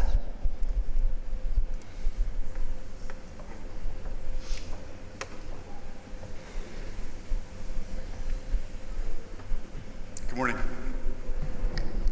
I don't know how I'm going to follow that act, but I followed Joel Burns' acts a couple times and tried to do my best, so I'm going to try to do my best here also. So I'm Dave's neighbor. I'm his friend. I'm a fellow Chicago firefighter brother. Whenever Chicago firefighters killed in the line of duty, I would always get texts or phone calls from my relatives, my brother. And the first question would be like, hey, did you know that guy that got killed last night? Or the guy that got injured? And over the years, I've answered that question several different ways. My responses have varied from, yeah, I worked with him a couple times, to, I know who he is, but I really don't know him personally, to, yeah, I've never heard his name before in my life. A couple of years ago when we lost another brother, Dan Capuano, I wrote a social media post on Facebook about this exact same thing, and it reads exactly as follows. Usually when a firefighter dies in the line of duty, the first question people ask is, did you know him? And although I may not have known him personally, I can tell you a few things about him. He was a firefighter just like me. He shared the same love of the job as I do. He would put himself before anyone or anything just to help those in need. He has a wife and kids who are going to miss him tremendously, and a fire department family who will never forget him. So no, I may not have known him personally, but I can tell you I knew exactly who he was, and I knew exactly what he was all about. Rest in peace, Dan. Prayers to you and your family. So I just want to take a couple minutes. I want to break down that post, and I want to try to see how it fits into our situation where we're at today. So I started out by saying he was a firefighter just like me. I can tell you that with Dave, that wasn't always the case. You see, when I first met Dave, it was when I bought my house across the street from him in 1998. I was able to meet the people who sold me the house, and they told me, hey, the guy across the street from you, he's a fireman. And I said, oh, this should be good. I could maybe have somebody I could talk to who has something in common. So at the time, Dave was doing work on his house also. They were doing some renovations, and I'd often see him outside, either on the roof or hanging siding or pouring concrete. And I would come home and I would look at him, and he would look at me with that little side look with a smirk on his face. I'd kind of give him the what's up head bob, and he'd give me the what's up head bob back as I could feel him chewing me apart, judging me in every single way. So one day I worked up the courage to go meet him, and I went across the street and I said, hey, I'm Scott, I'm your new neighbor, I bought the house across the street. He said, hey, I'm Dave. I said, I hear you're a fireman, you work for the fire department. He goes, yeah. I go, where you at? He said, truck 47. I said, that's cool, I work for the fire department too. He goes, well, where are you at? I said, I'm a paramedic in ambulance 45. He paused and looked at me and he goes, you're a medic?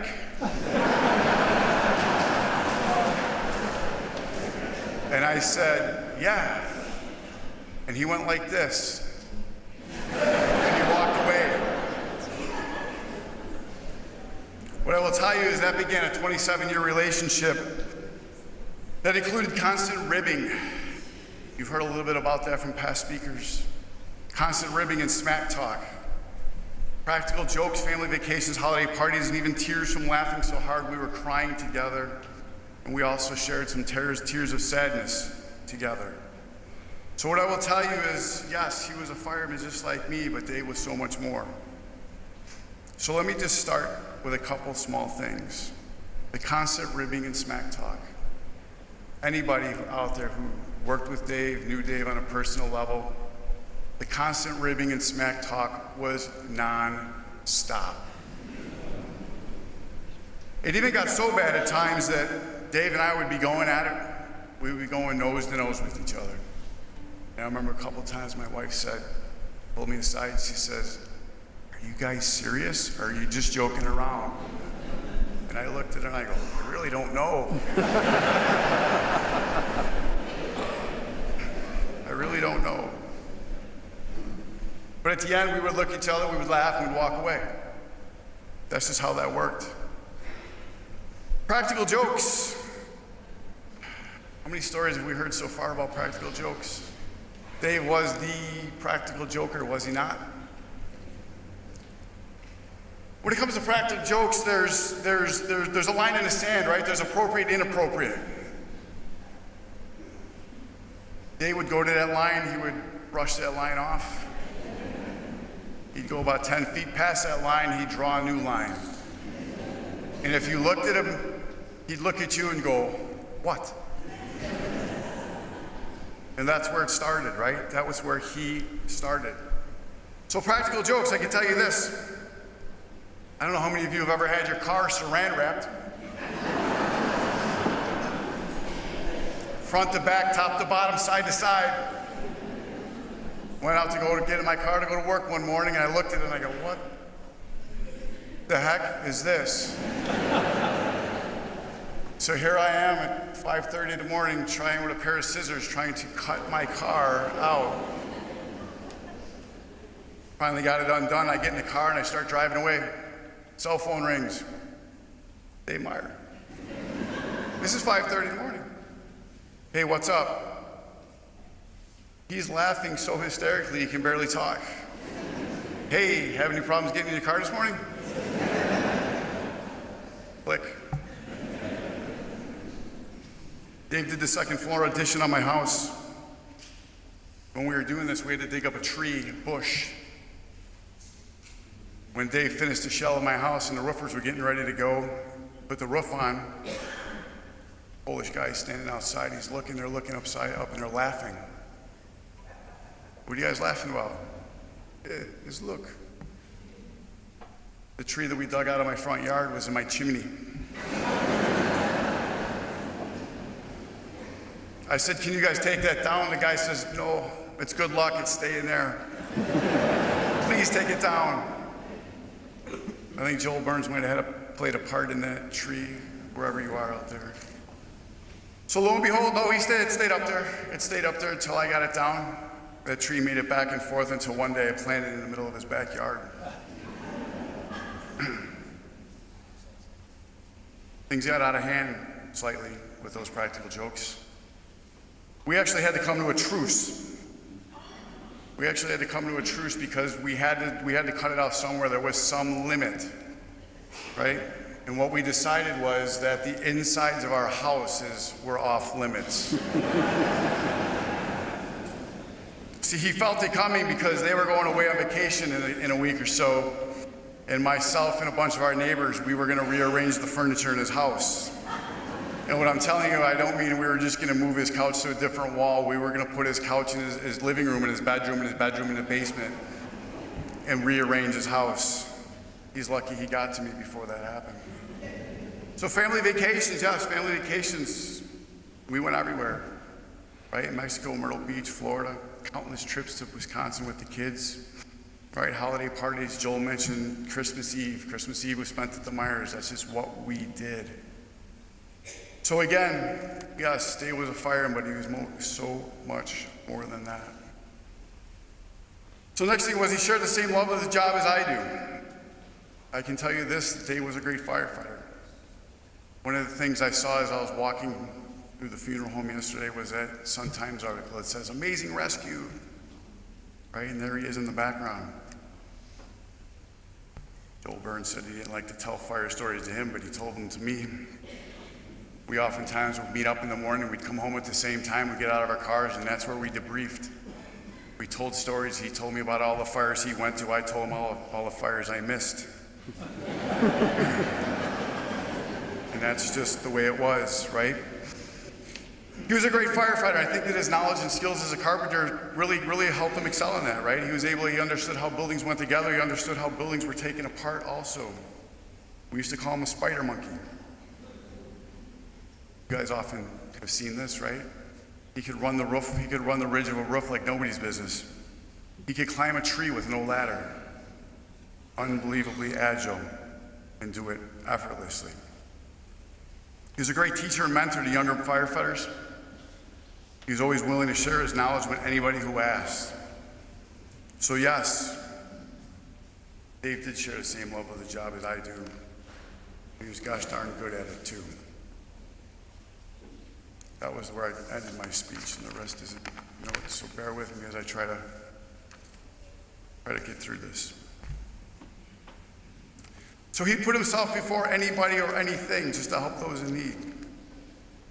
I don't think there's anything that I can say at this point that already hasn't been said. He did that every single day when he went to work, didn't he? And again, he did it with a smile on his face, and he did it because he wanted to.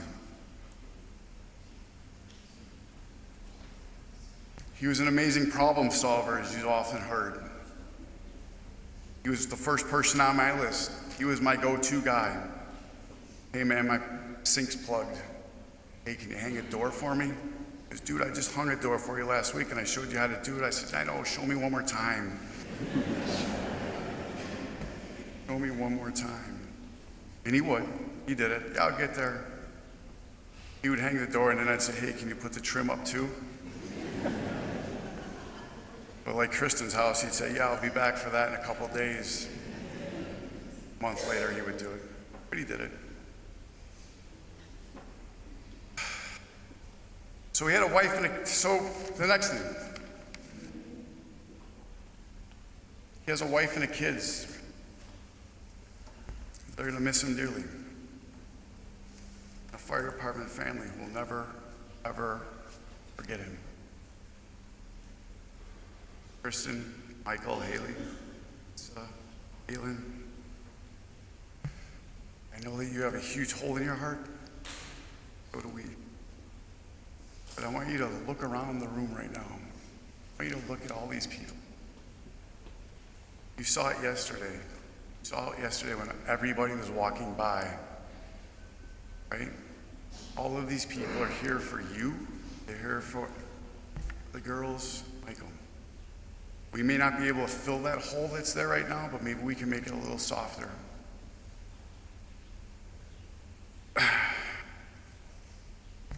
You just gathered 5,000 more friends, more than you ever known. They'll be there for you. He has a fire department family who's never, ever going to forget him. As I look out at my brothers out there, I don't think that needs any explanation, does it?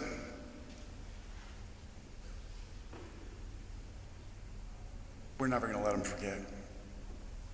We're never going to let him forget, and we're never going to let them forget you either.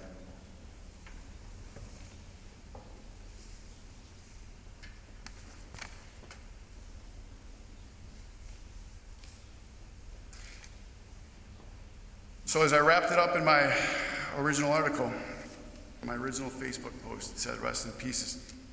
Rest in peace, Dave. Prayers to you and your family.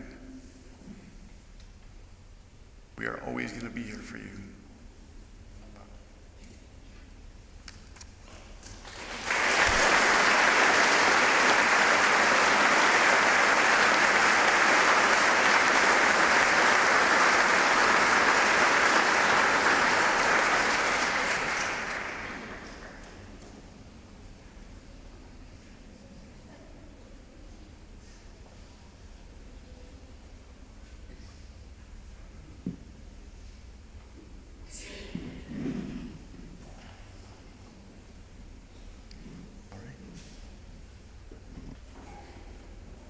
I'd invite Dave's children forward.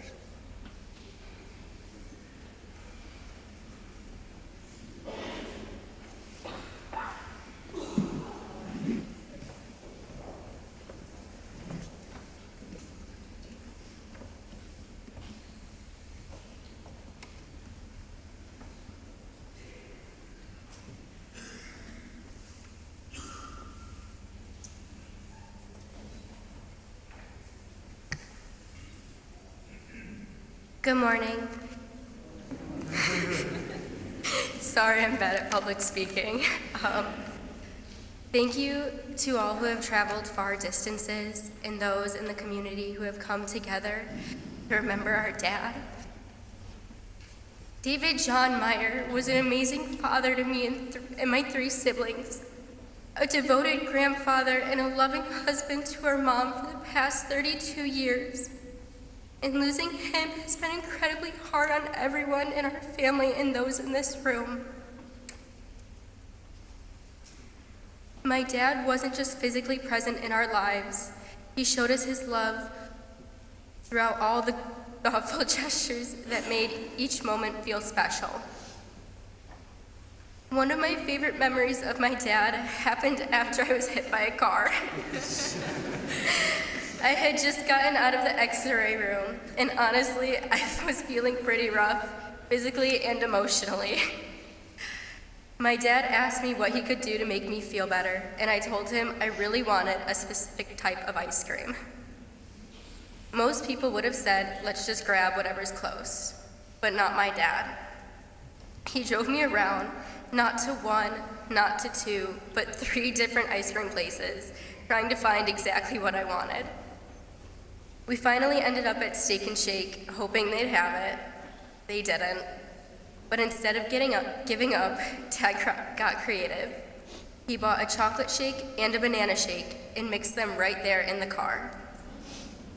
He handed it to me like it was a 5-star dessert, smiling like he solved the world's biggest problem. It was the best ice cream I ever had. Not because of how it tasted, but because of what it meant.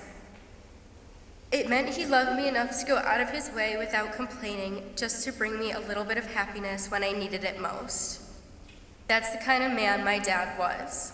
Patient, selfless, loving in all the small ways, loving in the small, everyday ways that meant everything. I'll always remember that day and the love behind that banana chocolate shake for the rest of my life. That same quiet, unwavering love showed up in so many other ways too, especially when it came to my sister Alyssa.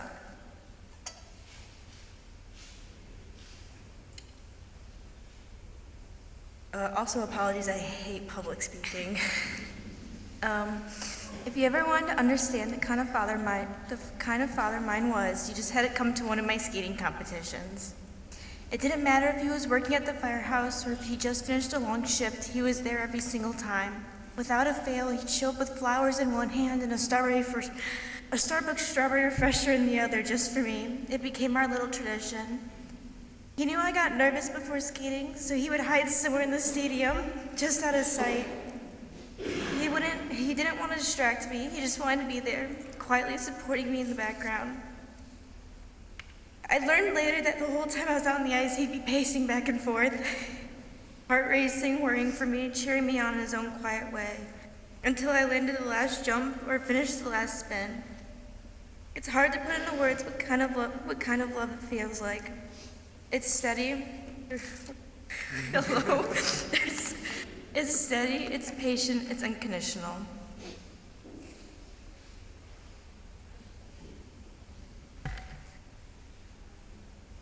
As most of you know, my dad always loved to have a good time, to laugh by either pulling pranks or just telling some of the jokes. I'm sure many of you here have fallen victim to one of those pranks. We all have loved. The Schwalb's printer ran out of ink, guys, so we're struggling over here. When I was in 6th grade, I had fallen down our friend's concrete stairs and ended up getting really hurt. My mom, having witnessed the fall, called my dad at the time. And they told him they were calling an ambulance, to which he responded, "Does she really need one?" My mom said, "Yes, she does." My dad somehow made it happen and left the firehouse to meet us at the hospital. That night, when we were home, he removed my mattress from my bed and put it on the floor and slept next to me. He had to wake me up every 2 hours to make sure I was okay, which was something I did not enjoy. Once I was semi-healed, he took us back to our friend's house when they were not home and made me lay upside down on the steps. He needed to outline my body with white chalk and put caution tape and cones around it to make it look like a crime scene.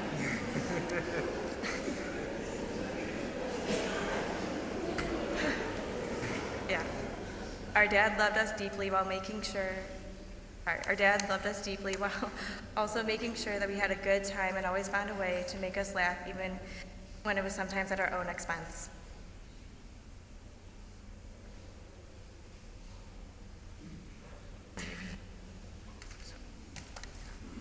Hi, everyone. I'm Dave's son, and if you can't tell, I definitely look like him. I've heard that from more than most of my life, that I look like my father. Hearing it the past couple days, it really means a lot, because I was definitely my father's son. I was stubborn, hard-headed, definitely a pain in the ass. He always had that great sense of all hear about. And it definitely started on day one. If you didn't know, my name's Michael. He wanted to name me Harley because his name was David. And he'd say, "Hey, there's Harley, David's son." So,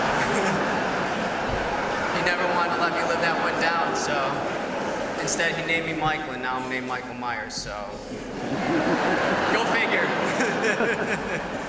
But the one thing I can say about my dad, stand up here and I look out, is I see different parts of my life from all different areas, whether it's fire department, friends from school, his friends from school that are family members. He made connections that are going to last us. Made friends with everybody.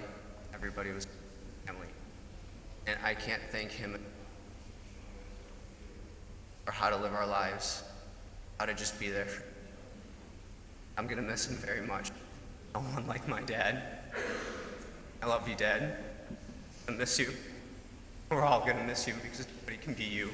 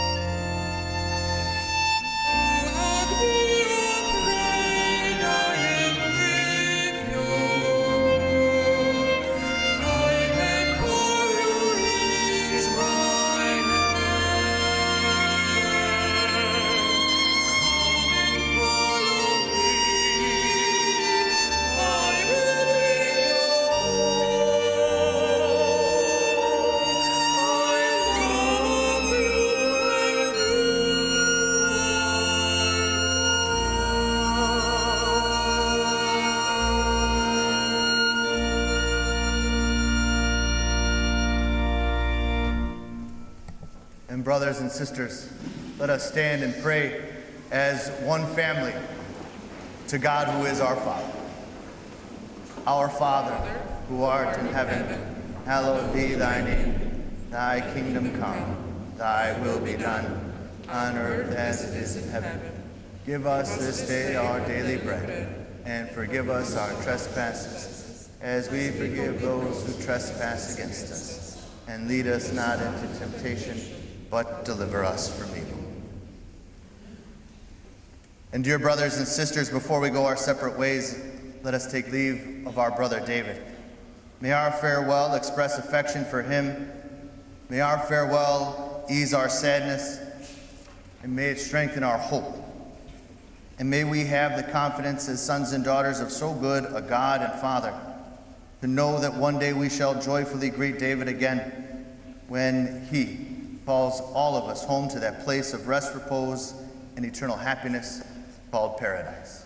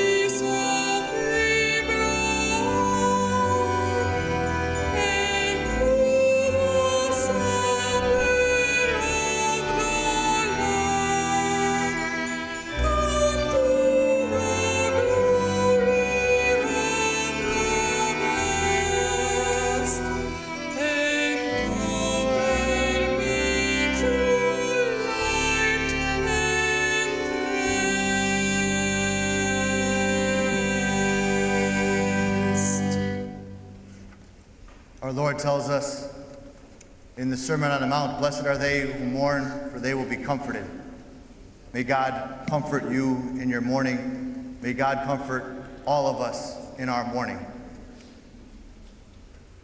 We'll never be able to love you as much as your husband and your father did and still does.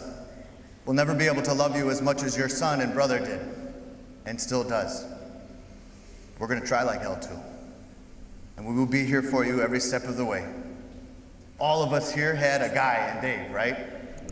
Well, now, from the commissioner's office to every single firehouse in this city, to every single home of the members of the Chicago Fire Department, and to the millions of hearts and the people of this city, we love you. And we will keep loving you. And we will be here for you. You got a guy. A couple million times over. Be assured of our love and prayers for you every single day, every step of the way. And uniformed members, I'd invite you to please reassemble outside.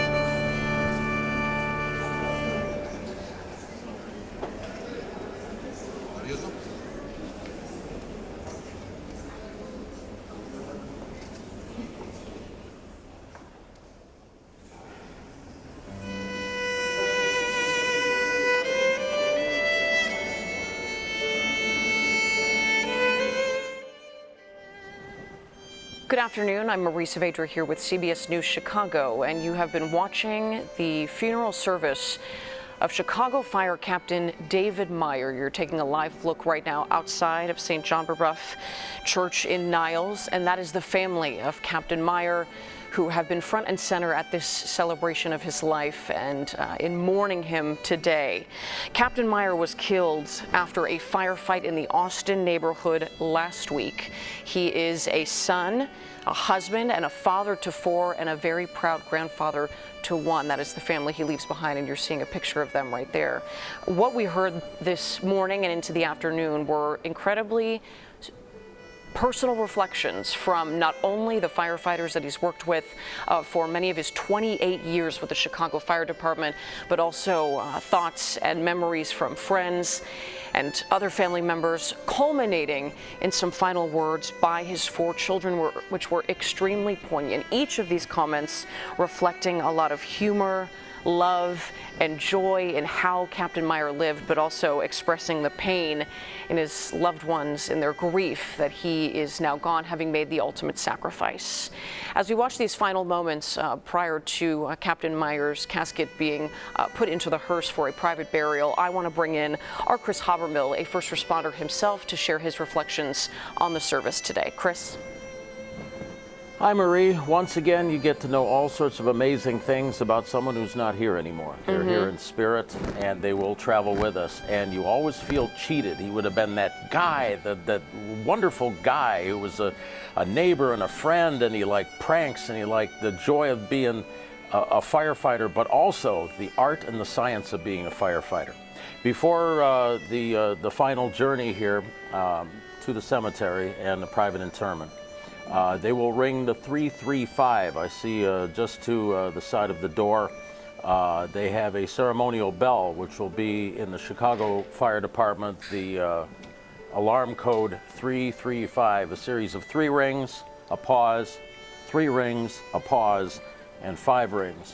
And when they ring the 335, that means that the company has returned to quarters. So that would be the symbolic end of the portion of the honors that are afforded to Captain Meyer here at the church. And you can see that we have an officer standing by at the bell pedestal there, and they will very shortly ring that alarm code before we say goodbye. And it was nice to hear that heroes are not made by how they died, but how they chose to live their lives. We'll have a few words, and then the ringing of the bell code here. Yes. No, thank you for that, Chris. We will listen in as they ring this bell for one of the final blessings, and as you mentioned, marking the Chicago firefighter who passed away, Captain David Meyer, in that celebration that really spoke to what a family man he was and the family that he created. Chris, I was really touched. They talked about how he had moved to a different firehouse. Is that correct? Very recently.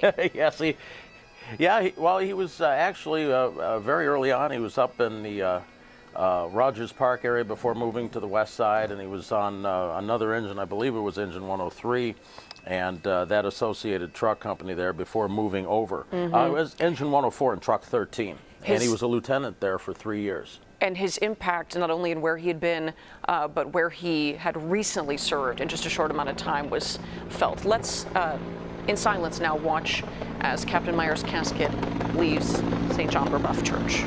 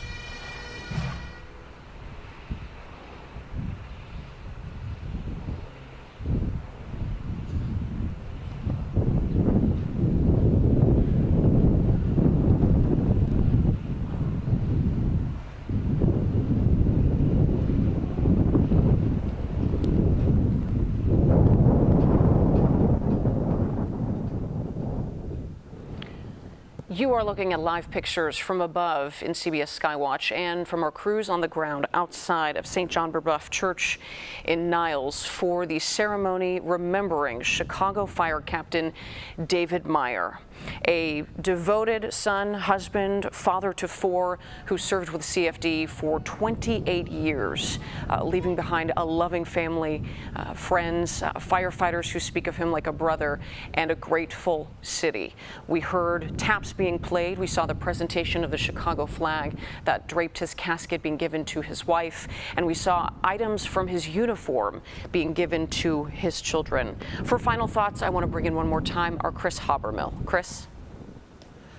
Well, Marie, this is one of those times where everyone who sees this can take pause to reflect whether you're a first responder or not, and take an example from Captain David John Meyer at being the person that everyone enjoyed being around, gave joy to his children, to his wife, to his parents, to his community, to his sibling, and to the Chicago Fire Department. So on behalf of the larger firefighting community outside of the city of Chicago, myself having been in the fire service for the last 20 years, I can tell you this. Captain David John Meyer, badge number 362. Your last alarm was April 23rd, 2025, in the Austin neighborhood on the west side of Chicago. Rest well, brother. We'll take it from here. Thank you, Chris. And we want to thank all of you for watching this service live here on CBS News Chicago. As we say thank you to Captain David Meyer on behalf of a grateful city who paid the ultimate sacrifice in fighting fires. We will bring you full coverage of this service and the many beautiful words heard here today on our news beginning at 4 o'clock. For now, we send you back to programming.